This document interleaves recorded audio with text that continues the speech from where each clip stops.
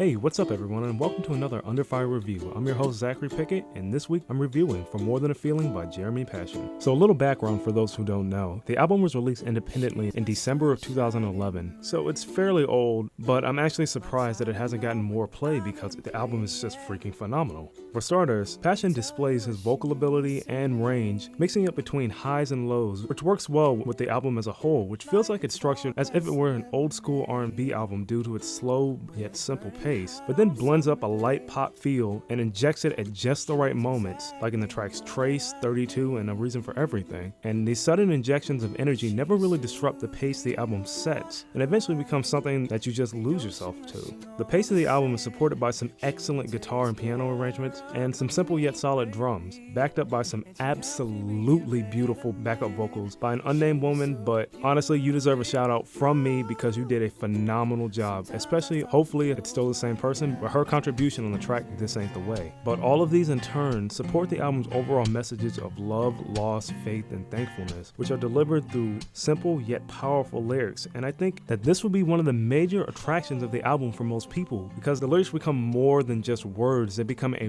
raw representation of who Passion is, not just as an artist, but as a man. And I give him mad props for that, because there's not a lot of people who put this much feeling into an album, into a debut especially, and he deserves all the credit he gets for it. Also, for those who've been following him since his MySpace days, there's some amazing remastered renditions of songs like Lemonade, Stephanie, and Well Done. These are absolutely beautiful, and I recommend for old fans to listen to these first just for pure nostalgia. But since nothing is perfect, I do have some very minor issues with the album. The track Undefined, which is personally my least favorite track, feels a little off at times because the tempo gets a little weird, and the vocals seem to be trying to keep up with the beat, and they never really match up to me. And also, most people may not like this album right off the bat because it does start off a little slow. So in the end, I will give this album 4.5 out of 5. Passion truly displays his style, his talent, and the talents of those who worked with him on this album. I wish I knew their names so I could give you credit too, because you all worked to make one hell of a beautiful album, and I give you mad props for that.